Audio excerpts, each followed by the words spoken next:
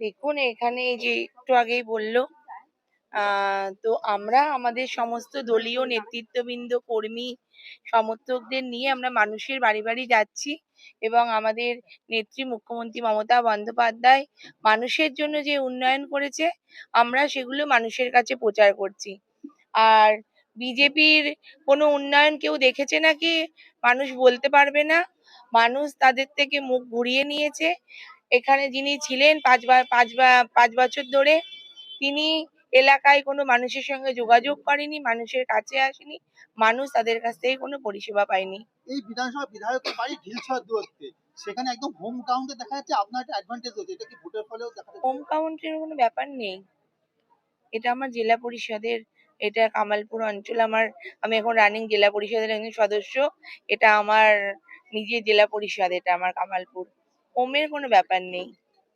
Home তো তখনই হয় যখন মানুষ আমাকে কাছে টেনে নেবে। রাস্তাটা উন্নয়ন হয়নি, দেখলাম রাস্তায় ভাঙাচোরা রাস্তা রয়েছে, অনেকেই এখানে বলতে বাড়ি পায়নি। আপনি জেতার পরে প্রধান লক্ষ্য কি থাকবে কাজে? অবশ্যই মানুষের যে আবাস, যে বাংলার বাড়ি, যে ঘরগুলো যারা পায়নি তাদের ঘরগুলো যাতে পায়, এবং বিভিন্ন রাস্তা রাস্তা প্রচুর কাজ হয়েছে আমাদের পথশ্রী থেকে, তারপরে আমার পাড়া আমার সমাধান, বিভিন্ন কাজ হয়েছে আমাদের মুখ্যমন্ত্রী মমতা বন্দ্যোপাধ্যায়ের অনুপ্রেরণায়। যেসব কাজগুলো হওয়ার দরকার সবই হয়েছে। আগামী দিনে সাধারণ মানুষের যে দাবি দাবাগুলো চেষ্টা করব সবাইকে সঙ্গে নিয়ে সেই কাজগুলো পূরণ করার।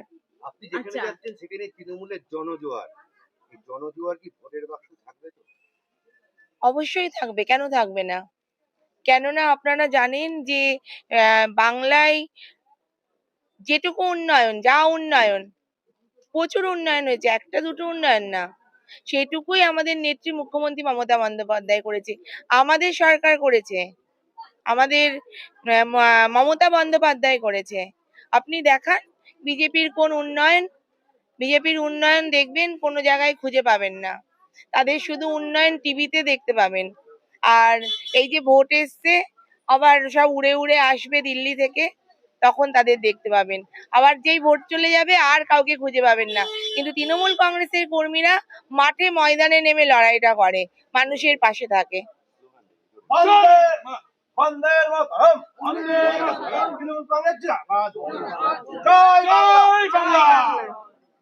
জেতার বসায় একটাই কথা বলবো আপনাদেরকে, আমাদের এই জনগণ জবাব দেবে যে বিজেপি আজকে জাতির ভেদাভেদ করে, আমরা তার বিরুদ্ধে চলবো। আমরা না, আমার প্রত্যেকটা ঘরের মারা বোনেরা সবাই মিলে আমরা একত্রিত হব। এই সবাই জোর দাও, জয় বাংলা, জয় বাংলা। আমরা মহিলারা, পুরুষরা, ছেলেরা সবাই মিলে লড়াই করব এই বিজেপির বিরুদ্ধে।